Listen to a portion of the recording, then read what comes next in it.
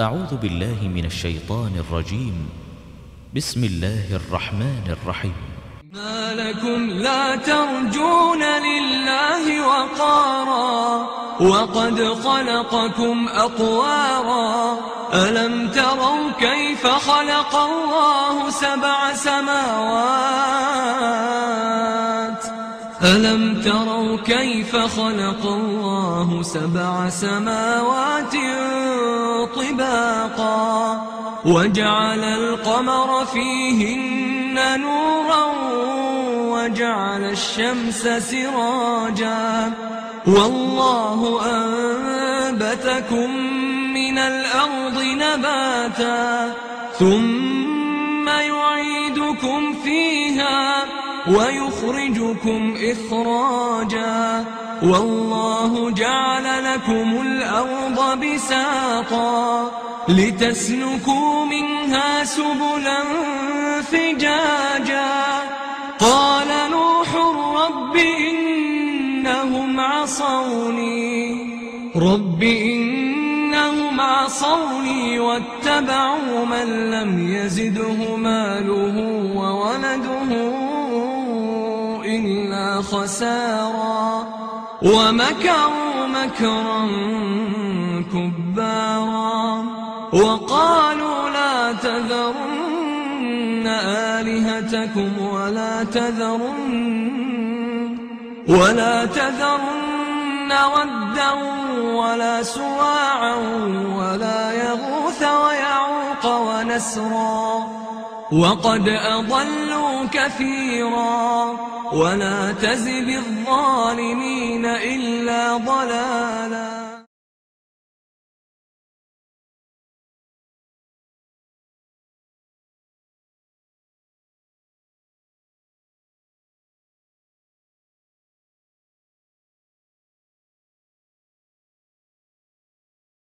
إن الحمد لله نحمده ونستعينه ونستغفره ونعوذ بالله من شرور أنفسنا ومن سيئات أعمالنا من يهده الله فلا مضل له ومن يضلل فلا هادي له وأشهد أن لا إله إلا الله وحده لا شريك له وأشهد أن محمدا عبده ورسوله أما بعد فإن خير الحديث كتاب الله وخير الهدي هدي محمد صلى الله عليه وسلم وشر الأمور محدثاتها وكل محدثة بدعة وكل بدعة ضلالة وكل ضلالة في النار. رب اشرح لي صدري ويسر لي أمري واحلل عقدة من لساني يفقهوا قولي. رب أعوذ بك من همزات الشياطين وأعوذ بك رب أن يحضرون. أعوذ بالله السميع العليم من الشيطان الرجيم. ما لكم لا ترجون لله وقارا وقد خلقكم أطوارا ألم تروا كيف خلق الله سبع سماوات طباقا وجعل القمر فيهن نورا وجعل الشمس سراجا والله أنبتكم من الأرض نباتا ثم يعيدكم فيها ويخرجكم إخراجا والله جعل لكم الأرض بساطا لتسلكوا منها سبلا فجاجا. یہ سورۃ النوح کی چند آیات ہیں جو میں نے آپ کے سامنے پڑھی ہیں، اور اس سورت کا بنیادی تعارف اور اس کی پہلی 13 آیات یا 12 آیات، پہلی 12 آیات کا ترجمہ اور کچھ تشریح آپ کے سامنے رکھی جا چکی ہے. ان آیات میں سے آخری آیات جو تھیں ان میں اللہ رب العزت نے ارشاد فرمایا ہے کہ حضرت نوح علیہ السلام نے اپنی قوم سے مخاطب ہو کر فرمایا کہ اے میری قوم استغفروا ربکم انہ کان غفارا، اپنے رب سے مغفرت طلب کرو، وہ بڑا ہی بخشنے والا ہے. یرسل السماء علیکم مدرارا، وہ تم پر آسمان کو خوب برساتا ہوا اور خوب پانی برساتا ہوا چھوڑے گا، تم پہ آسمان سے خوب بارشیں نازل کرے گا. وَيُمْدِدْكُمْ بِأَمْوَالٍ وَبَنِينَ، تمہیں مال و دولت سے اور اولاد سے نوازے گا، وَيَجْعَلْ لَكُمْ جَنَّاتٍ وَيَجْعَلْ لَكُمْ أَنْهَارًا، تمہارے لیے باغ باغیچے اور تمہارے لیے نہریں جاری کرے گا۔ ان آیات میں اللہ رب العزت نے ہمیں یہ بتایا کہ اگر کوئی توبہ استغفار کو اپنا ورد بنا لیتا ہے، وظیفہ بنا لیتا ہے، تو اللہ رب العزت اسے بے شمار دولتوں سے نوازتا ہے۔ اور چند ایک واقعات میں نے ذکر کیے تھے کہ کسی نے کہا، حضرت حسن بصری رحمۃ اللہ علیہ کا واقعہ، حضرت عمر فاروق رضی اللہ عنہ کا واقعہ کہ استغفار کریں تو اللہ بارشیں نازل فرماتا ہے، استغفار کریں تو اللہ اولاد عطا فرماتا ہے، استغفار کریں تو اللہ فصلیں عطا فرماتا ہے، غلہ عطا فرماتا ہے، اولاد بخشتا ہے، دولت عطا فرماتا، ہر قسم کی نعمتیں، اور کام صرف ایک، اور وہ ایک کام اللہ سے مغفرت طلب کرنا اور اللہ سے معافی مانگنا، اس کی طرف رجوع کرنا اور توبہ کرنا۔ اور ہم تو ظاہر ہے کہ بڑے گناہ گار ہیں۔ نبی اکرم صلی اللہ علیہ وسلم جو ہر قسم کے چھوٹے بڑے گناہ سے پاک تھے، معصوم عن الخطا تھے، اور اللہ رب العزت نے جن کے لیے پہلے پچھلے تمام گناہوں کی مغفرت کا اعلان فرما رکھا تھا، جیسا کہ سورہ فتح کے شروع میں لِيَغْفِرَ لَكَ اللَّهُ مِن ذَنبِكَ مَا تَأَخَّرَ مِن ذَنبِكَ وَمَا تَأَخَّرَ مَا تَقَدَّمَ مِن ذَنبِكَ وَمَا تَأَخَّرَ، اے میرے نبی تمہارے پہلے اور پچھلے تمام گناہ ہم نے معاف کر رکھے۔ جس ذات کے اللہ نے پہلے پچھلے تمام گناہ معاف کر رکھے تھے، وہ بھی ہر دن میں ایک ایک مجلس میں 70 مرتبہ توبہ استغفار کیا کرتے تھے۔ صحیح بخاری و مسلم کی حدیث میں یہ بات موجود ہے کہ نبی صلی اللہ علیہ وسلم ایک دن میں 70 مرتبہ، اور کبھی کسی ایک مجلس میں بیٹھے ہوئے ہیں، باتوں کے دوران موقع بموقع اتنا زیادہ توبہ استغفار کہ اگر کوئی گننا چاہے تو 70 اور 100 کے قریب تک ایک مجلس میں نبی صلی اللہ علیہ وسلم توبہ استغفار کیا کرتے تھے۔ جب معصوم عن الخطا، ایک معصوم شخصیت کا یہ عالم ہے جن کے گناہ اللہ نے معاف کر رکھے ہیں، نہ کوئی بڑا گناہ، نہ کوئی چھوٹا گناہ، نہ کوئی پہلا گناہ، نہ کوئی بعد کا گناہ، جب ان کا یہ عالم ہے تو ہمارا کیا عالم ہونا چاہیے؟ ہم جو کہ گناہ گار ہیں، گناہ کرتے رہتے ہیں، ہم سے گناہ سرزد ہوتے رہتے ہیں، ہمیں تو چاہیے کہ ہم بہت ہی زیادہ توبہ اور استغفار کریں، اور یقیناً توبہ استغفار ہمارے لیے بے شمار نعمتوں کے نازل ہونے کا، اللہ کی رحمتوں کے نازل ہونے کا سبب اور باعث بن جاتا ہے۔ اللہ رب العزت نے ہمیں یہ بتانے کے بعد فرمایا، مَا لَكُمْ لَا تَرْجُونَ لِلَّهِ وَقَارًا، تمہیں کیا ہو گیا ہے کہ تم اللہ کے لیے کسی وقار کا اقرار نہیں کرتے ہو، اللہ کے لیے کسی وقار عظمت کی تم تمنا یا وقار کا تم امید کیوں نہیں کرتے ہو؟ آپس میں تمہارے رؤساء، آپس میں تمہارے چیف، تمہارے جو بڑے ہیں، ان کے لیے تم بڑی عزت احترام معیار لیے پھرتے ہو کہ ان کی موجودگی میں ہمارا اگر اپنے چیئرمین کے پاس، اپنی کمپنی کے ایم ڈی کے پاس، اپنی کمپنی کے مینیجر کے پاس جانا ہو تو ہم تیاری کر کے جاتے ہیں کہ ہمیں اپنے چیف سے ملنے کے لیے جانا ہے، اس کے معیار کے مطابق، اس کی منشا اور مرضی کے مطابق لباس ہو، اس کے سامنے جا کے کھڑے ہوں تو اس کی مرضی کے مطابق، کوئی ایسی حرکت سرزد نہ ہو کہ ہمارے چیف کو ناپسند نہ ہو جائے۔ یہ تمہارے اپنے بڑے سربراہ کا وقار ہے، تمہارے دل میں اس کا اتنا مقام ہے۔ تو اللہ فرما رہے ہیں، مَا لَكُمْ لَا تَرْجُونَ لِلَّهِ وَقَارًا، کیا بات ہے، تمہیں کیا ہو گیا ہے، تم اللہ کے لیے وقار اور اس کی برتری اور اس کی عظمت کا عقیدہ کیوں نہیں رکھتے ہو؟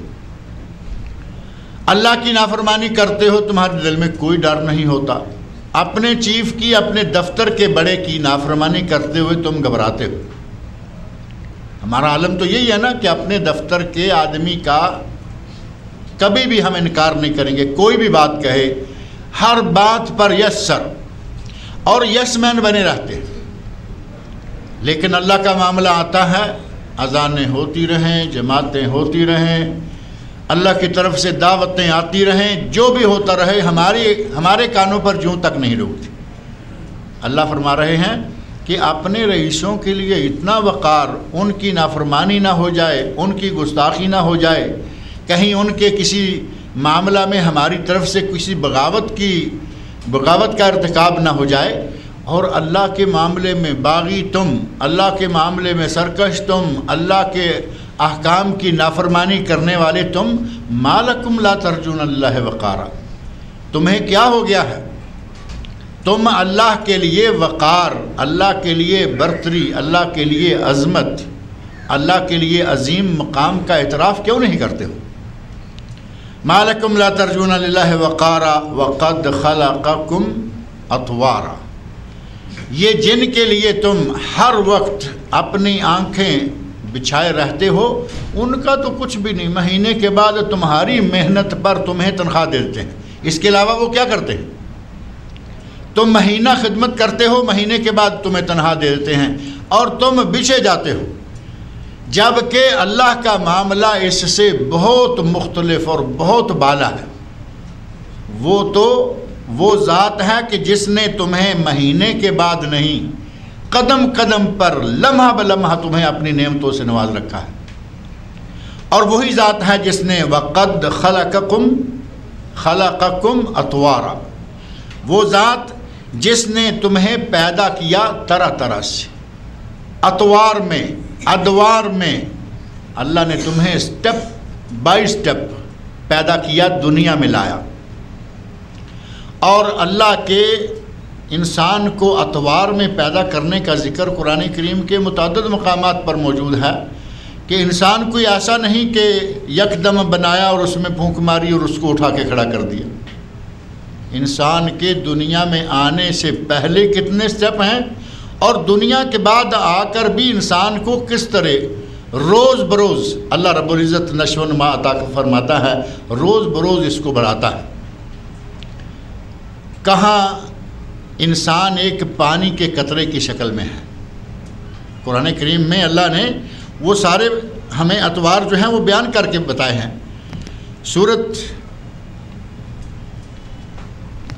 سورۃ المومنون، قرآن کریم کی سورۃ المومنون 18واں سپارہ، قد افلح المومنون، جو بالکل پہلے جہاں سے آغاز ہوتا ہے اس کو آپ کھول کر دیکھیں۔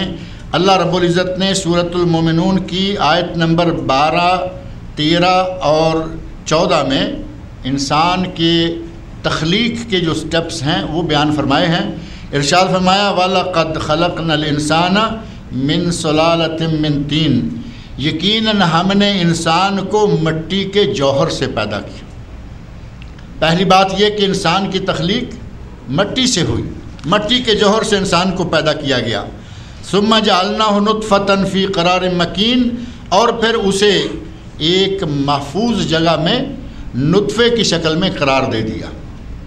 پانی کا ایک قطرہ مٹی کے ساتھ سے، مٹی کے جوہر سے پیدا کیا گیا، لیکن پانی کا قطرہ۔ یہ بات کچھ عرصہ پہلے یہاں میں نے ذکر کی تھی کہ انسان اصل تو مٹی سے بنا، لیکن آج مٹی نہیں ہے، مر کے پھر مٹی ہو جاتا ہے، لیکن اس وقت جو ہماری ظاہر پوزیشن ہے وہ مٹی تو نہیں ہے نا۔ ہم گوشت پوست کا اس وقت انسان ہیں، ذرا چھری لگائیں اندر سے خون ابلنا شروع ہو جائے گا، لیکن ہماری اصل کیا ہے؟ مٹی، اصل ہے زمین۔ منہا خلقناکم، قرآن کریم میں اللہ نے فرمایا ہم نے تمہیں زمین سے بنایا۔ منہا خلقناکم وفیہا نعیدکم، سورہ طٰہٰ میں اللہ رب العزت نے یہ بات ارشاد فرمائی ہے، منہا خلقناکم، ہم نے تمہیں زمین سے پیدا کیا، زمین سے بنایا، تمہاری تخلیق زمین سے کی، وفیہا نعیدکم، اور اسی زمین میں تمہیں دوبارہ لوٹا دیں گے۔ مرنے کے بعد زمین میں آدمی دفن ہوتا ہے، کچھ عرصے کے بعد پھر مٹی ہو جاتا ہے۔ اور تیسری چیز وَمِنْهَا نُخْرِجُكُمْ تَارَةً أُخْرَىٰ، ہم تمہیں اسی زمین سے ایک مرتبہ پھر نکالیں گے۔ اور یہ کب ہوگا؟ محشر کے میدان میں، محشر کے روز۔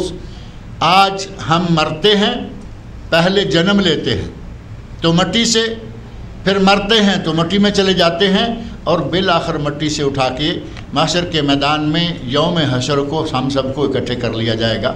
ہماری اصل مٹی اور مٹی سے ہی ہم پیدا کیے گئے، لیکن بعد میں اللہ رب العزت نے ہماری جو شکل ہمیں دی، اس میں گوشت ہے، پوست ہے، پانی ہے، لیکن ساری چیزوں کی اصل پھر مٹی کی طرف لوٹ جاتی ہے۔ اللہ تعالیٰ نے فرمایا کہ ہم نے اسے قرار مکین، محفوظ جگہ میں ہم نے ایک نطفے کی شکل میں اس کو بنا دیا، پانی کا قطرہ۔ اس پانی کے قطرے کی پھر آگے اللہ رب العزت نے نئی جو پوزیشن ہمیں بتائی، ثم خلقنا النطفۃ علقۃ، نطفہ جو پانی کا قطرہ ہے، اور اللہ رب العزت کی قدرتوں کے بھی قربان جائیے، انسان مرد اور عورت کے ملاپ سے پیدا ہوتا ہے، اور مرد کی طرف سے پانی کا قطرہ جس میں جرثومہ ہے، اور عورت کی طرف سے پانی کا قطرہ جس میں بیضہ ہے۔ میڈیکل نے آج وہ ساری چیزیں ایک ایک کر کے سامنے لا کے رکھ دی ہیں، باریکیاں ساری جو 1500 سال پہلے قرآن نے بیان کی ہیں، میڈیکل والے اب ابھی 150 سال پہلے وہاں تک پہنچے ہیں۔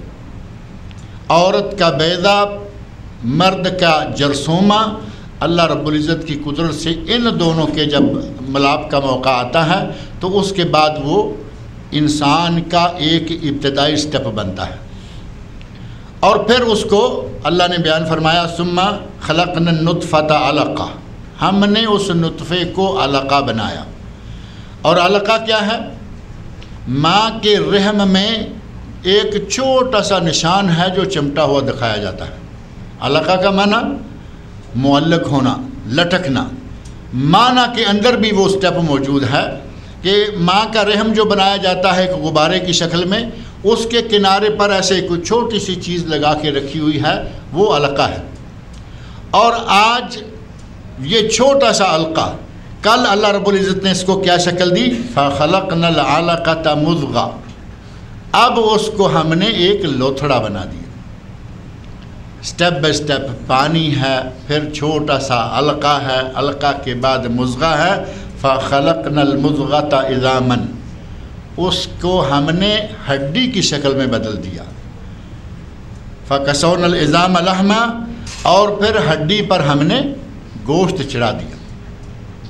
اللہ رب العزت نے کس طرح سٹیپ بائی سٹیپ انسان کو درجہ بدرجہ طور اطوار پر، جیسا کہ سورہ نوح میں اللہ فرما رہے ہیں کہ ہم نے انسان کو مختلف درجات میں، مختلف طریقوں سے، مختلف شکلوں میں اس کو پیدا کیا اور اس کو دنیا میں پہنچایا۔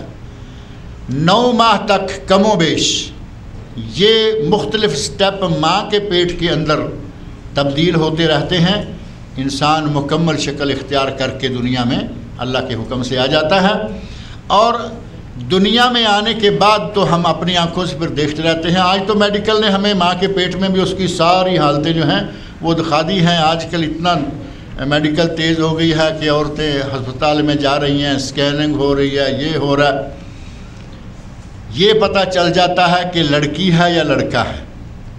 اللہ رب العزت نے سورہ لقمان کے آخر میں فرمایا ہے نا کہ تمہیں نہیں معلوم کہ ماں کے پیٹ میں کیا ہے۔ آج کچھ لوگوں نے دعوے کرنے شروع کر دیے، لو جی قرآن کہتا ہے کہ ماں کے پیٹ میں کیا ہے۔ ابھی تو میڈیکل اتنی ایڈوانس ہو گئی، ڈاکٹروں نے، سائنسدانوں نے، یہ نے وہ نے ایسا کر لیا ویسا کر لیا، اب تو ہم دیکھ لیتے ہیں کہ لڑکی ہے یا لڑکا ہے۔ پیدا ہونے سے پہلے ہمیں پتہ چل جاتا ہے لڑکی ہے یا لڑکا، جنس معلوم کر لیتے ہیں۔ لیکن اللہ نے جو کہا ہے وہ آج بھی اپنی جگہ برحق ہے کہ نہیں جانتے کہ ماں کے پیٹ میں کیا ہے، لڑکی ہے یا لڑکا اتنا تو دیکھ لیا۔ کبھی کسی نے کہا ہے کہ یہ واقعی صحیح سلامت پیدا بھی ہوگا؟ آج تک کوئی ڈاکٹر یہ نہیں کہہ سکتا۔ یہ کہیں گے کہ آج یہ سانس لے رہا ہے، آج زندہ ہے، اس وقت صحیح سلامت، کل کیا ہوگا؟ یہ صحیح سلامت ماں کے پیٹ سے باہر آئے گا یا نہیں آئے گا؟ باہر آئے گا تو یہ کیسا ہوگا؟ یہ نیک بخت ہوگا، بدبخت ہوگا، شقی ہوگا یا سعید ہوگا؟ کوئی نہیں جانتا۔ یہ دنیا میں آ کے کیا کرے گا؟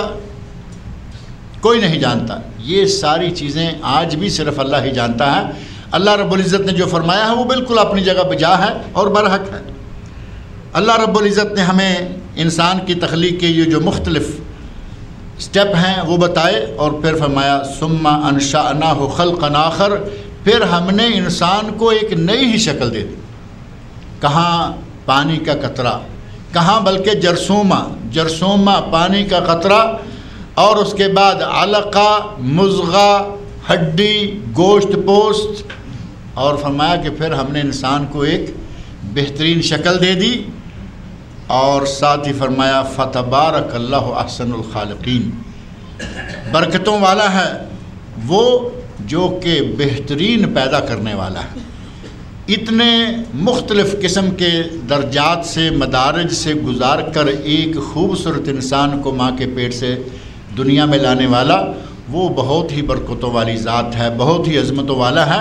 اللہ رب العزت نے انسان کو اس طرح، یہ بات قرآن کریم کے متعدد مقامات پر بتائی گئی، یہی بات سورہ حج کی آیت نمبر 5 میں بھی موجود ہے، جہاں اللہ نے فرمایا ہے یا ایھا الناس ان کنتم فی ریب من البعث فإنا خلقناکم من تراب، اگر تمہیں شک ہے کہ مر کے ہم اٹھائے جائیں گے یا نہیں۔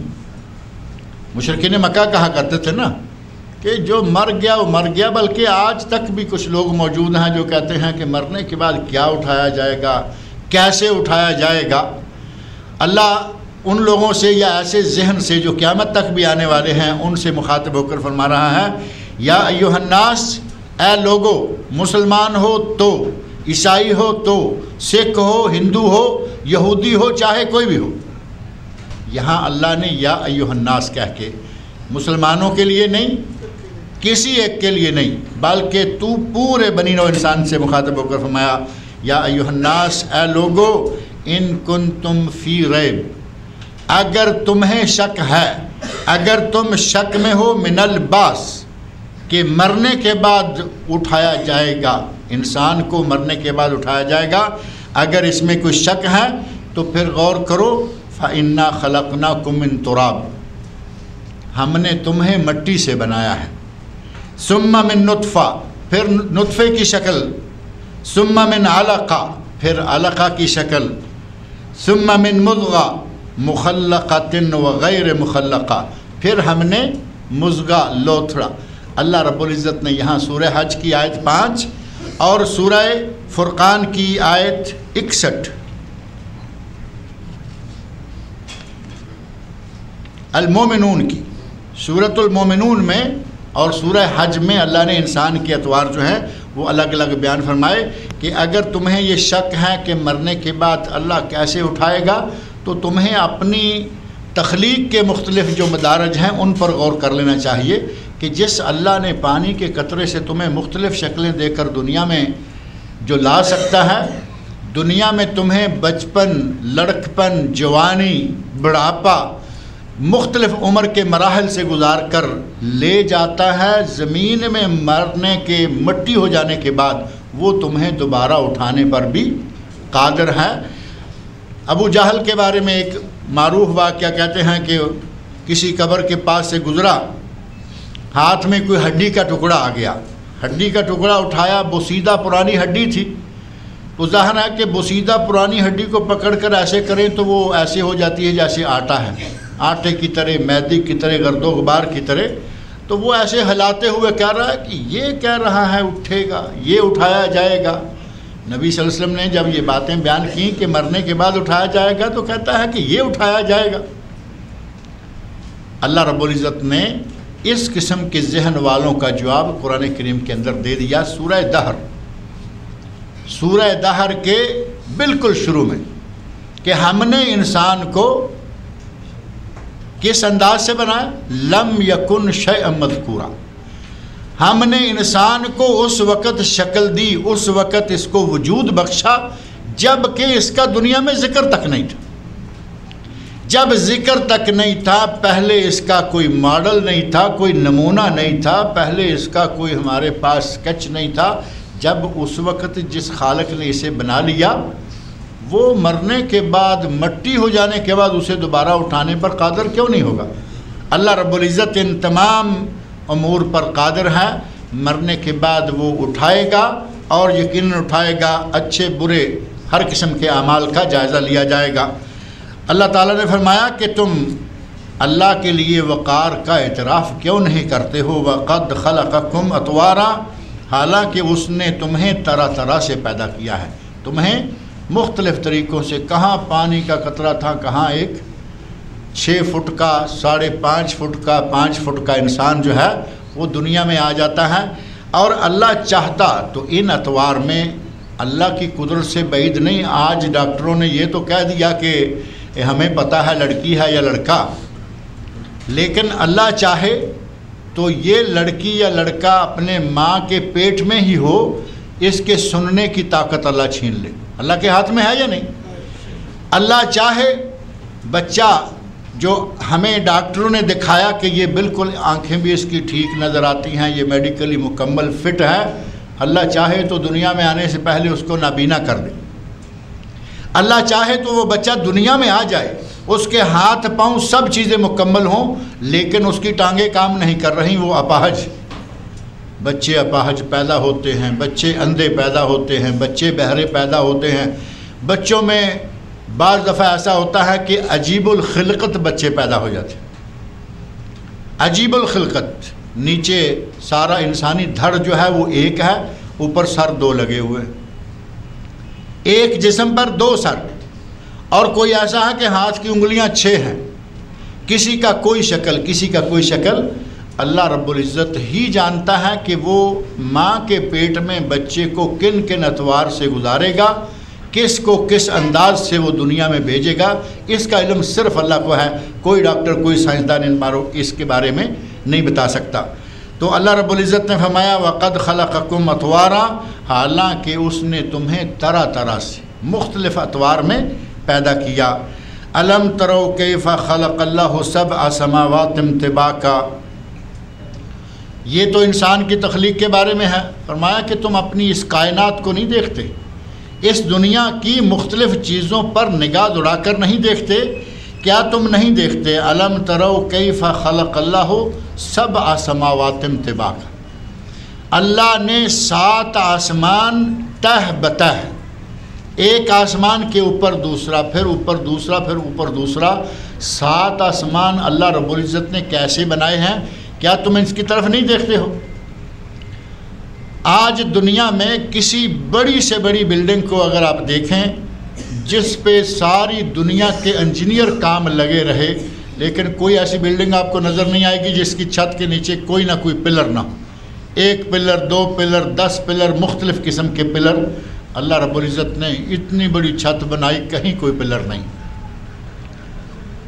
چھوٹی سی بلڈنگ تیار کرنا ہو تو اس کے لیے اگر زیادہ نہیں، کہیں کہیں کچھ بلڈنگیں ایسی ہیں ذرا تھوڑی اسپیشل ہیں، اس کے سینٹر میں کہیں کوئی پلر نظر نہیں آئے گا، لیکن اس کا معنی یہ نہیں ہے کہ وہ بغیر پلر کے کھڑی ہے، وہ ایک طرف سے لے کے گول اٹھائی گئی اور چاروں طرف وہ گول ہے، اس کے سینٹر میں واقعی کوئی پلر نہیں، لیکن وہ چاروں طرف سے پلر ہی پلر ہے۔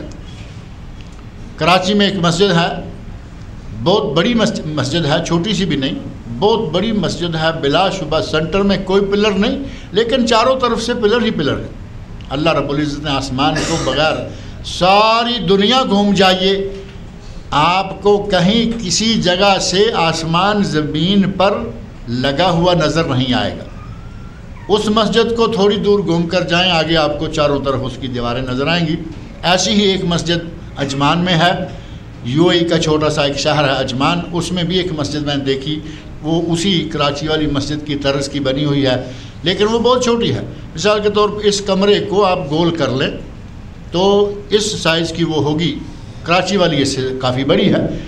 اللہ رب العزت نے آسمان کو بنایا، اتنی بڑی مخلوق، اور کوئی اس کے نیچے پلر نہیں، اس کے نیچے کوئی دیوار نہیں، اور پھر وہ ایک چھت، ایک آسمان نہیں بلکہ 7 آسمان ہیں تہ در تہ، اور ہر آسمان کے درمیان بے شمار فاصلہ ہے۔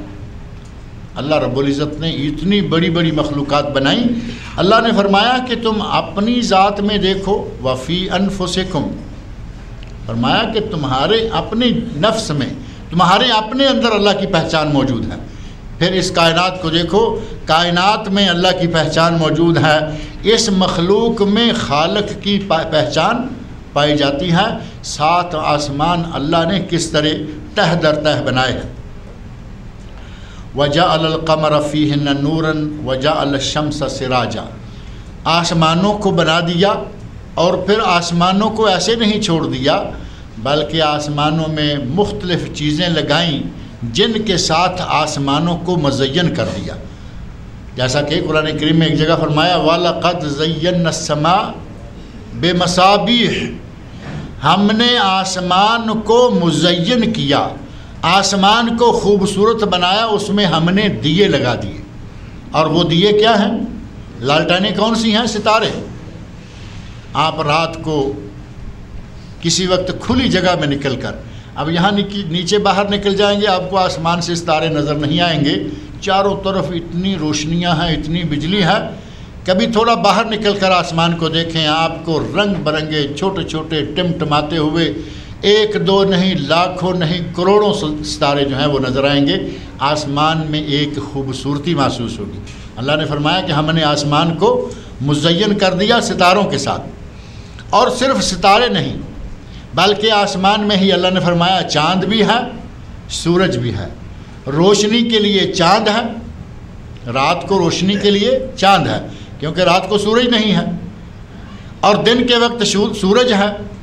اور سورج صرف روشنی نہیں دیتا، سورج کا کام جو ہے وہ صرف روشنی نہیں بلکہ سورج روشنی بھی دیتا ہے اور تپش بھی دیتا ہے۔ سراجن وہاجا، سورج روشن بھی ہے اور گرم بھی ہے۔ اللہ رب العزت کی قدرتیں ہیں۔ رات کو جو چاند کی چاندنی ہے اس میں اپنی قدرتیں طاقتیں اس نے دکھائیں، اور دن کے وقت جو سورج ہے اس میں اللہ رب العزت نے کتنی طاقتیں رکھی ہوئی ہیں۔ دن کو سورج ہماری فصلوں کے دانے کو پختہ کرنے کا کام کرتا ہے۔ اگر صرف روشنی ہی چاہیے تو گرمی کی ضرورت نہیں تھی، روشنی ایسے ہی ہو جاتی، لیکن سورج میں اللہ رب العزت نے روشنی کے ساتھ گرمی رکھی۔ گندم، جو، جوار جتنے غلے ہیں وہ سورج کی گرمی سے پکتے ہیں، ان میں جو نشاستہ اصل ہے وہ سورج کی گرمی کی بدولت بنتا ہے۔ اللہ رب العزت نے ہماری فصلوں کو، ہمارے پھلوں کو، ہمارے باغات کو صحیح شکل دینے کے لیے سورج میں گرمی بھی رکھی ہوئی ہے۔ گرمی سے جس طرح کسی چیز کو گرمی دی جائے تو وہ پک کر تیار ہو جاتی ہے، کھانا ہے، کوئی بھی چیز ہے، پہلے اللہ کے فضل سے سورج کی گرمی سے وہ غلے کی شکل میں پک کر تیار ہوتا ہے۔ اور اسی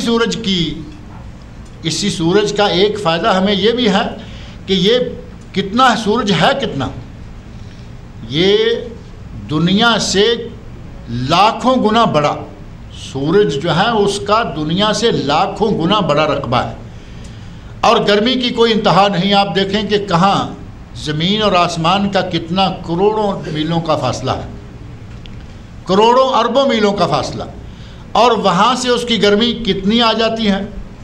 ابھی گرمی کا آغاز ہوا ہے، آپ محسوس کر رہے ہیں اتنی دور سے سورج کی گرمی زمین پر پہنچ رہی ہے، 40 بلکہ 31 32 33 تک جب آتی ہے گرمی تو پسینے چھوٹنا شروع ہو جاتے ہیں، اور 35 40 تو پھر بڑا زور ہو جاتا ہے۔ اور اگر کبھی 50 ڈگری تک سورج کی گرمی آ جائے تو عموماً ان ممالک میں چھٹی ہو جاتی ہے کہ کوئی کام کرنے کی ضرورت نہیں ہے، کیونکہ گرمی اتنی ہوگی کہ آدمی برداشت نہیں کر سکتا۔ اس گرمی کے نتیجہ میں اللہ رب العزت دریاؤں سے، سمندروں سے، جھیلوں سے، تالابوں سے پانی سے بخارات اٹھاتا ہے۔ وہ بخارات آسمان میں، فضاؤں میں پھیل جاتے ہیں۔ اللہ جہاں چاہتا ہے اسے پھر بارش کی شکل میں زمین پر نازل فرما دیتا ہے، زمین ہی کا پانی لوٹا کر زمین پر واپس، اور اللہ کی رحمتوں کی شکل میں۔ بارش نہ ہو تو ظاہر ہے کہ نہ غلہ، نہ پھل، نہ فصلیں، نہ یہ نعمتیں۔ بارش کی نعمتیں جو ہیں وہ بھی اسی سورج کے نتیجہ میں اللہ کے فضل سے رونما ہوتی ہیں. زمین سے پانی بخار بن کر اٹھتا ہے، اوپر سے ٹھنڈا ہو کر اللہ کے فضل سے، اس کے حکم سے، اس کی مرضی سے جہاں اللہ چاہتا ہے اس کو واپس بھیج دیتا ہے. اللہ نے فرمایا کہ ہم نے آسمان کو ایسے ہی نہیں چھوڑ دیا، 7 آسمانوں کو تہ بتہ تخلیق فرمایا اور پھر ان میں چاند کو رکھا روشنی کے لیے، نور کے لیے، چاند چاندنی کے لیے، اور سورج جو ہے اسے ہم نے ایک روشن چراغ بنایا. اور چراغ جو ہے وہ بھی 2 کام ہی کرتا ہے، روشنی بھی دیتا ہے، گرمی بھی دیتا ہے. چراغ جو ہے وہ تو ظاہر ہے کہ آگ جل رہی ہوتی ہے، اس سے روشنی بھی نکل رہی ہے، اور ذرا تھوڑا قریب ہاتھ کر کے دیکھیں اس میں سے گرمی بھی نکل رہی ہے. اللہ رب العزت نے اس کا نام سراج، سورج کا نام سراج رکھا کہ یہ روشنی بھی دیتا ہے اور گرمی بھی دیتا ہے. واللہ انبتکم من الارض نباتا، اللہ نے تمہیں زمین سے اگایا ہے. اللہ نے تمہیں زمین سے، جس طرح فصلیں زمین سے اگتی ہیں، فرمایا کہ اسی طرح تم بھی اصلاً زمین سے ہی ہو. اب ہم زمین سے اگ کر فصلوں کی طرح تو نہیں آئے نا، کونپلوں کی طرح، لیکن ہمارا مادہ چونکہ مٹی ہے، ہمارا مادہ مٹی ہے، زمین ہے، زمین ہی سے انسان بنا، مٹی ہی سے انسان بنا.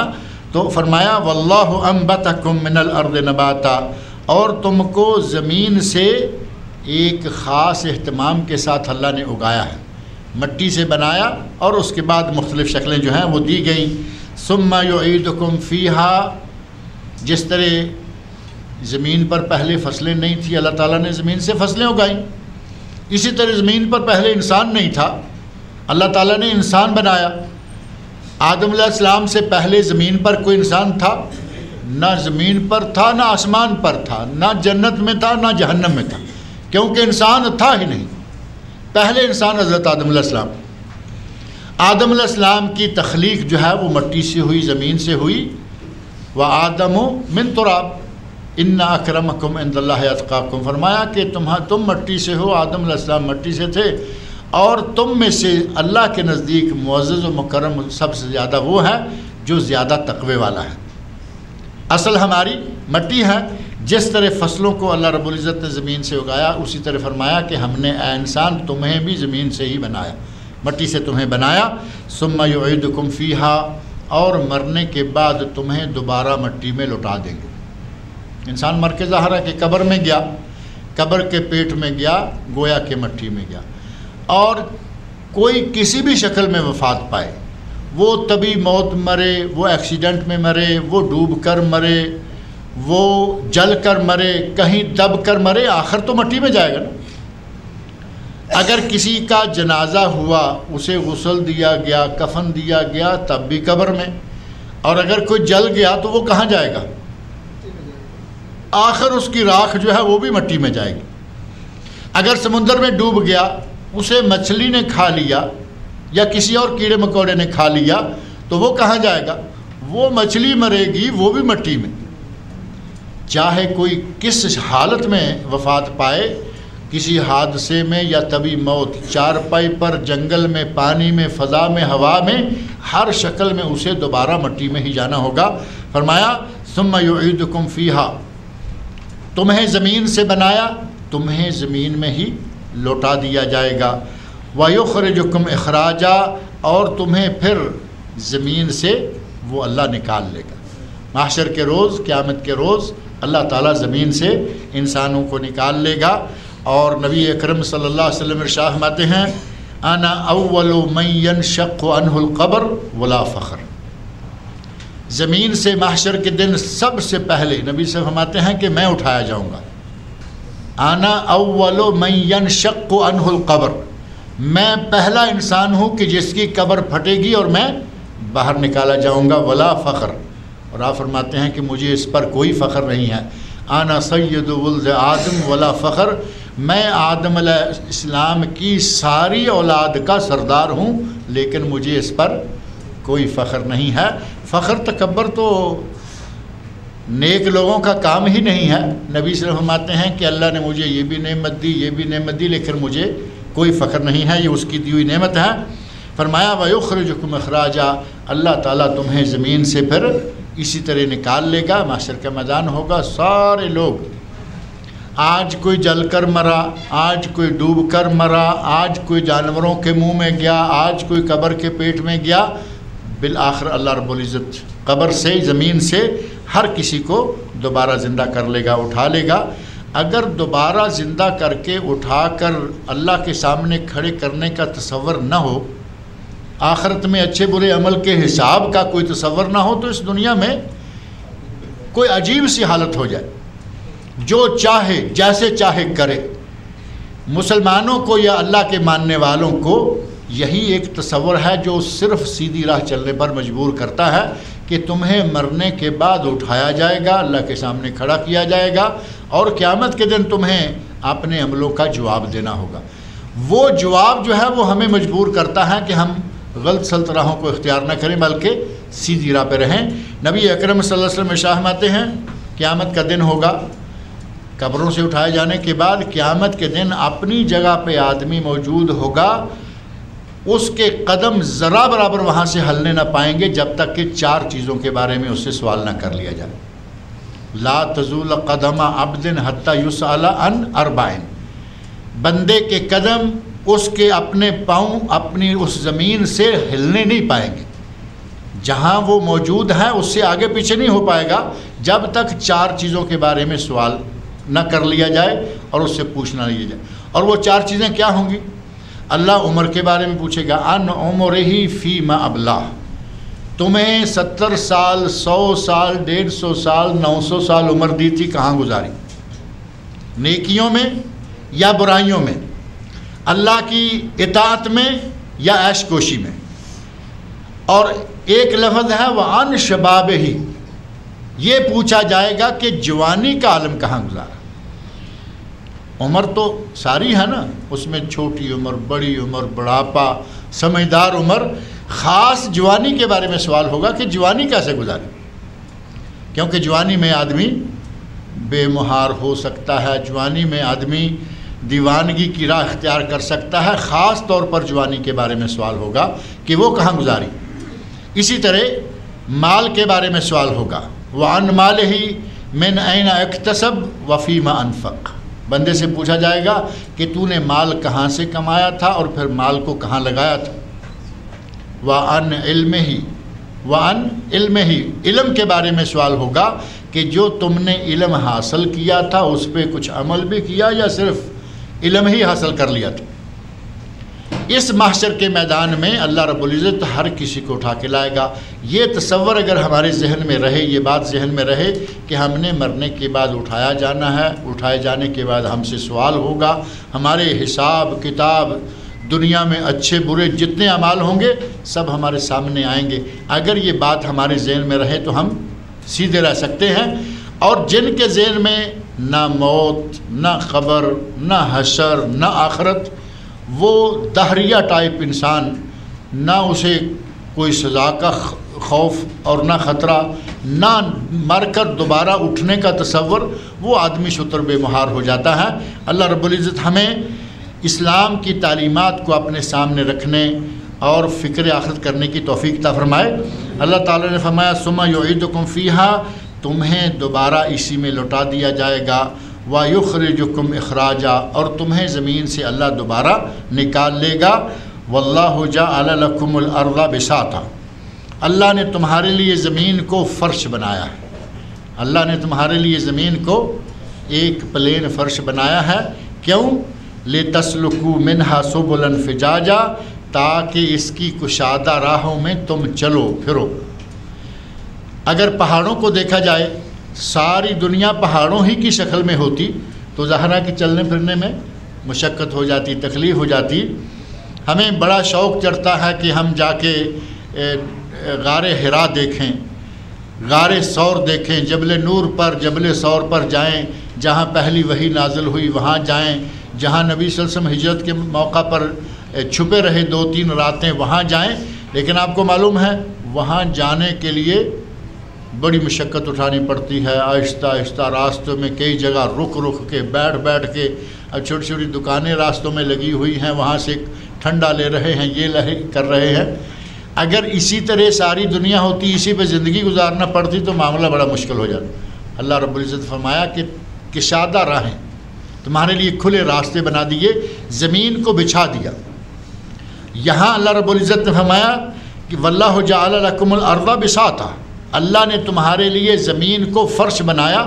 اور سورہ بقرہ میں شروع میں غالباً آیت نمبر 22 میں اللہ رب العزت فرمایا ہے وہاں کہ وہاں ہے اس زمین کو تمہارے لیے فراش بنایا. وجعلنا الارض فراشا، زمین کو تمہارے لیے فرش بنا دیا. بساط اور فرش جو ہے وہ صاف پلین جگہ ہے. عموماً بساط الٹنا جو ہے یہ ایک معروف جملہ ہے. یہ چادر یا جس پہ لوگ بیٹھ کے کھیلتے ہوتے ہیں، جو کھیل کا ایک سلسلہ بنا ہوا ہوتا ہے، کہتے ہیں کہ اب انہوں نے بساط پلٹ دی ہے یا جس جگہ کھیل رہے تھے اس کو الٹا دیا ہے. پلین اور صاف جگہ جو ہے اس کو بساط اور اسی کو فراش. اور فراش جو ہے وہ سونے کی چادر یا بیڈ جو ہے اس کو بھی فراش ہی کہا جاتا ہے. اللہ رب العزت نے ہمارے لیے زمین کو کیسا بنایا؟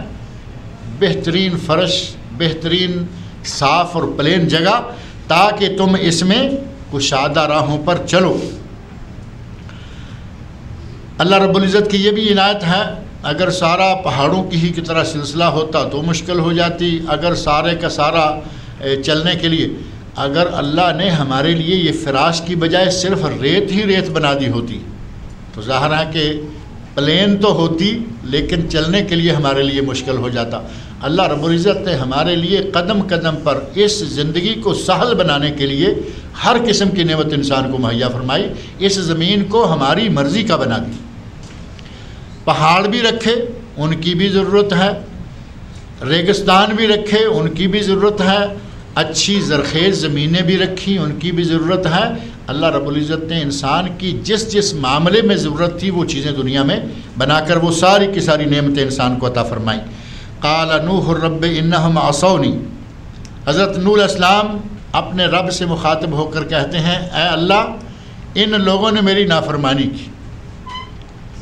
اللہ رب العزت نے حضرت نوح علیہ السلام کو ان کی قوم کی طرف نبی پیغمبر بنا کر بھیجا، رسول بنا کر بھیجا. انہوں نے دعوت دی.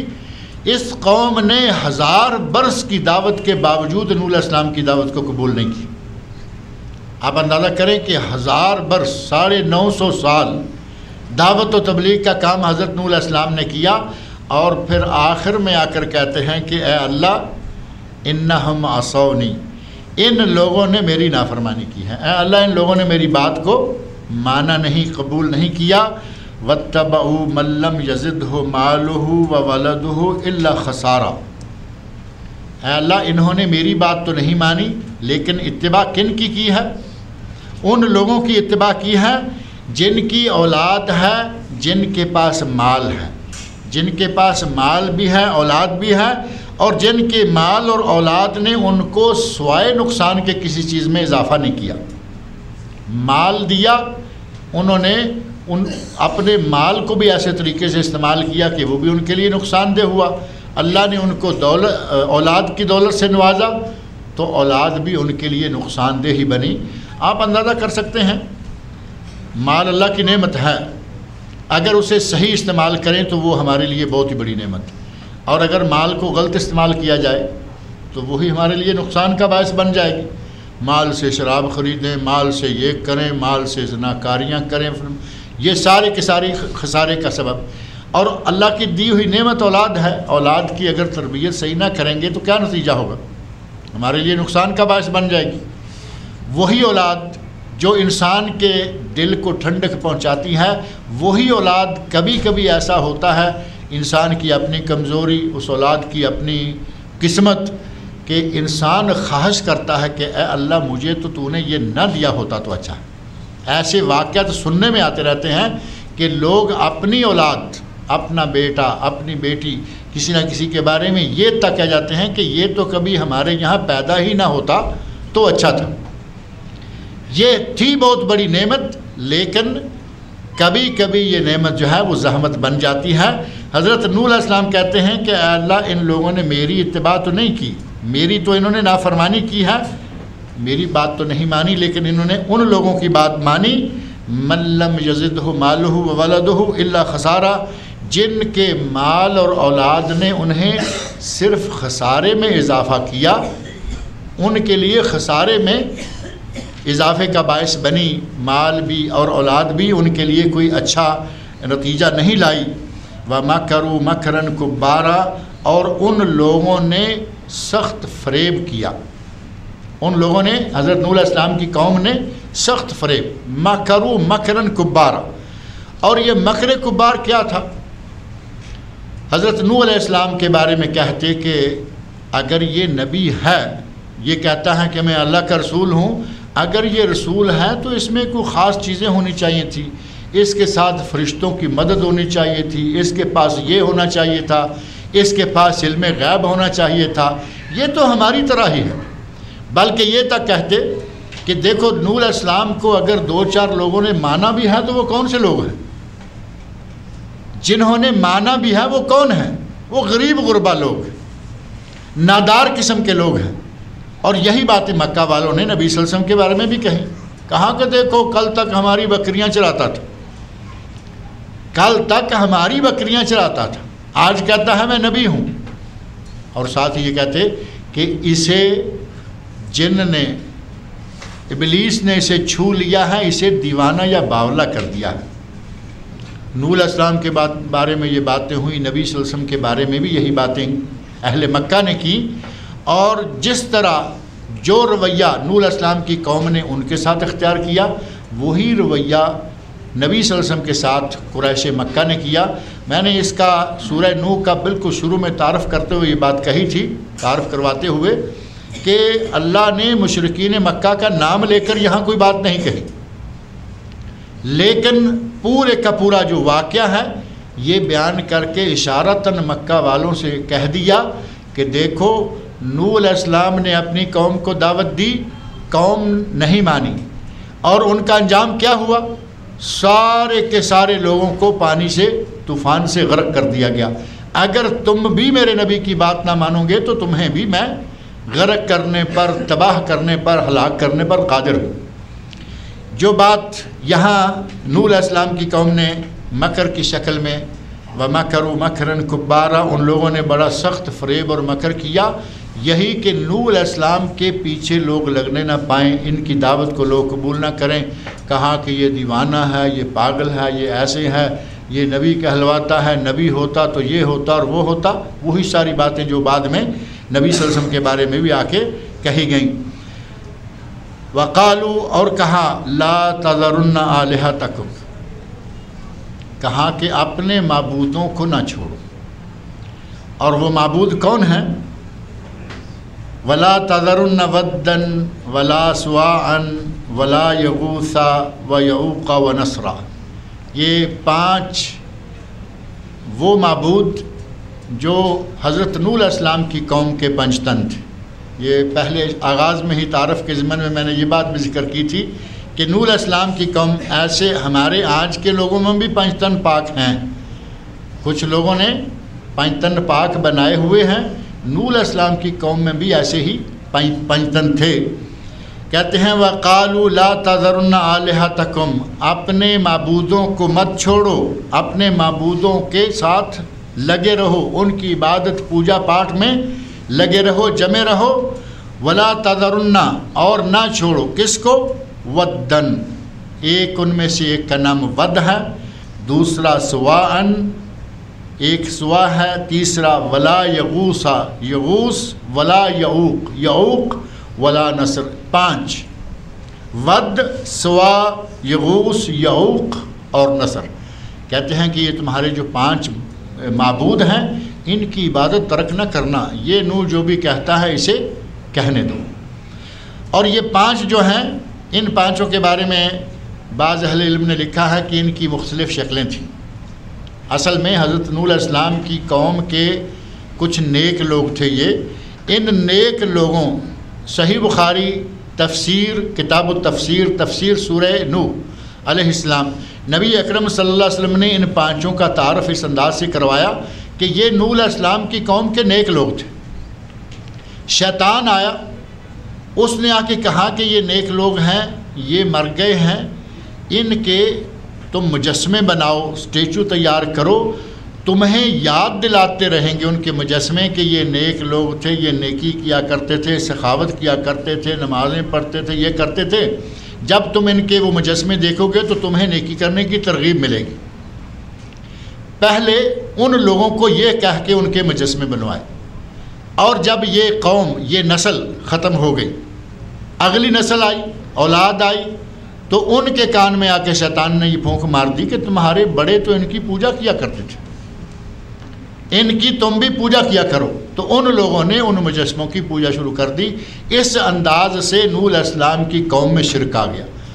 اور یہ پانچوں جو بت ہیں یا پانچوں جو نیک لوگوں کے مجسمے بنائے گئے ہیں، یہ اصلاً نیک لوگ تھے، ان کے مجسمے تیار کر کے ان کی پوجا پاٹ اور ان کے ساتھ شرک کیا گیا۔ اور ان کی جو مختلف شکلیں بتائی گئیں، کہا کہ ود جو ہے یہ ایک مرد کی شکل میں ہے، اس کا مجسمہ جو بنایا، وہ مجسمے یہاں عرب ممالک میں آئے، یمن میں، سعودی عرب کے اندر مختلف جگہوں پر، ان میں سے ود جو ہے یہ دومت الجندل، سعودی عرب کا علاقہ معروف ہے دومت الجندل، وہاں ایک مرد کے مجسمے کی شکل میں یہ رکھا گیا، اور سوا جو ہے یہ عورت کی شکل میں، ایک مرد کی شکل میں، ایک عورت کی شکل میں، یغوث جو ہے یہ شیر کی شکل میں، یعوق گھوڑے کی شکل میں، اور نصر جو ہے یہ گدھ کی شکل میں۔ نصر تو ویسے گدھ ہوتی ہے نا، یہ جو چیل سے بڑی ہوتی ہے۔ اور اس گدھ کا یا اس ان کے معبود کا اثر آپ دیکھیں کہ عرب ممالک میں سے آج تک بہت سارے ایسے مکانات ملیں گے کہ ان کے دروازوں پر جو خوبصورتی کے لیے یا احترام کے لیے یا پتہ نہیں ایک یادگار قائم رکھنے کے لیے جو مختلف شکلیں یا فوٹو بنائے گئے ہیں، ان میں سے یہ نصر کا فوٹو مختلف پتھروں پر، پہاڑوں پر، حتیٰ کہ بعض لوگوں کے قومی نشانوں میں یہ نشان جو ہے یہ موجود ہے۔ اللہ رب العزت نے ان لوگوں کی حالت بیان کرتے ہوئے فرمایا وَقَالُوا، ان لوگوں نے کہا لَا تَذَرُنَّ آلِهَتَكُمْ، اس نوح کی باتوں میں نہ آنا، کہیں اپنے ان معبودوں کو چھوڑ نہ دینا، لا تذرن، ہرگز نہ چھوڑو، آلہتکم، اپنے معبودوں کو، ولا تذرن ودن، اور نہ ود کو چھوڑو، ولا سواعن، اور نہ سوا کو چھوڑو، ولا یغوثا، نہ یغوث کو چھوڑو، و یعوق، اور یعوق کو، و نصرا، اور نہ ہی نصر کو۔ ان پانچوں کو مضبوطی سے پکڑ کے رکھو اور اللہ کو چاہے چھوڑ دو۔ ابھی ہمارے جو موجودہ یہ پنج تن پاک کو ماننے والے ہیں، وہ نام لیتے ہوئے بھی کہتے ہیں لی خمستن، میرے پانچ ہیں، لی خمستن اطفی، لی خمستن اطفی بہا حر البلا، میرے پانچ ہیں، میں ان کے ذریعے بلاؤں کو دور کرتا ہوں، بلاؤں کی گرمی کو ٹھنڈا کرتا ہوں۔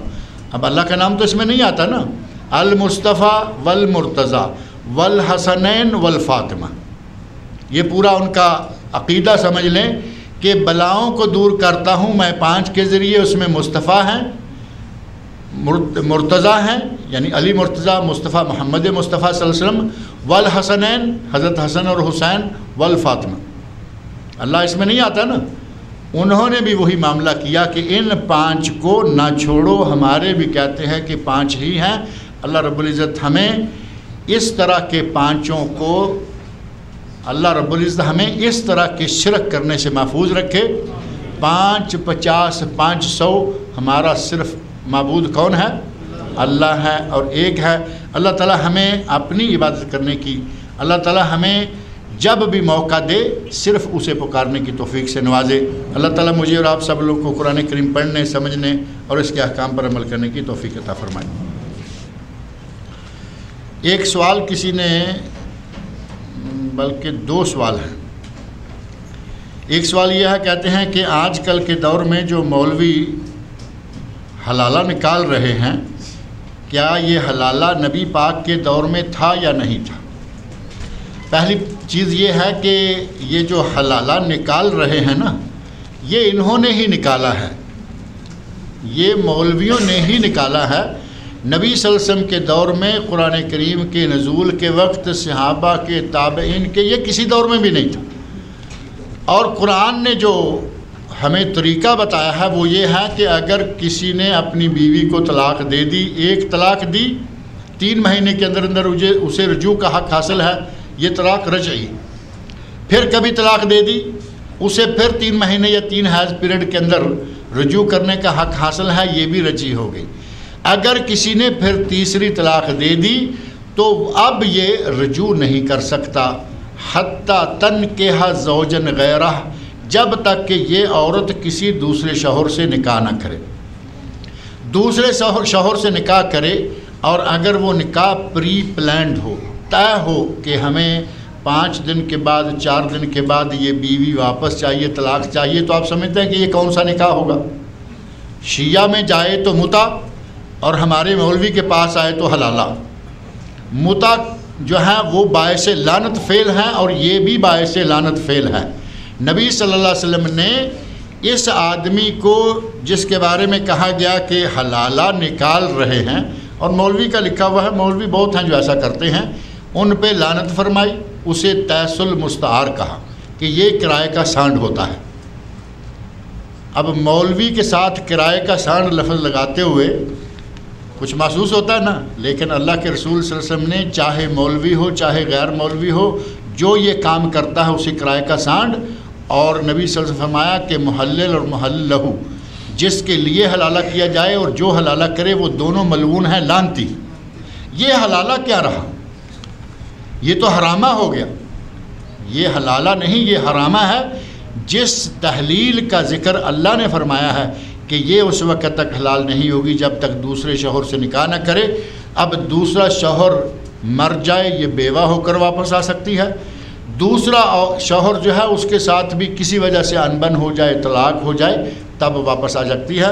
لیکن یہ جو سلسلہ ہمارے ملاؤں نے شروع کر دیا ہوا ہے، جاؤ 2-3 دن کے لیے 4 دن کے لیے نکاح کر دیا، اور ساتھ ہی کئی مشورے دے رہے ہوتے ہیں، جس کے ساتھ نکاح کر کے اپنے ہاتھوں نکاح کر کے بھیج رہا ہے، اور ساتھ کہتا ہے کہ ہاں دیکھو خیال رکھنا تمہاری بھابھی ہے، تمہاری بھابھی ہے، وہ اس کے ساتھ نکاح کر کے دے رہا ہے اور اسے کہنا ہے خیال رکھنا تمہاری بھابھی ہے۔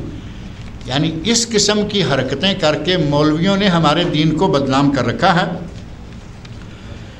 اور دوسرا سوال ہے کہ میاں بیوی رات کو جب ہم بستر ہوتے ہیں تو جو کپڑے پہنے ہوئے ہوتے ہیں، کیا ان کپڑوں سے نماز پڑھی جا سکتی ہے؟ اگر کپڑوں میں کوئی ایسی علائش نہیں ہے تو کپڑوں پہ نماز پڑھی جا سکتی ہے، بستر کی چادر پہ نماز پڑھی جا سکتی ہے۔ شرط یہ ہے کہ کپڑے، بستر کی چادر وہ صاف ہونی چاہیے۔ اللہ تعالیٰ مجھے اور آپ سب لوگوں کو نیک عمل کی توفیق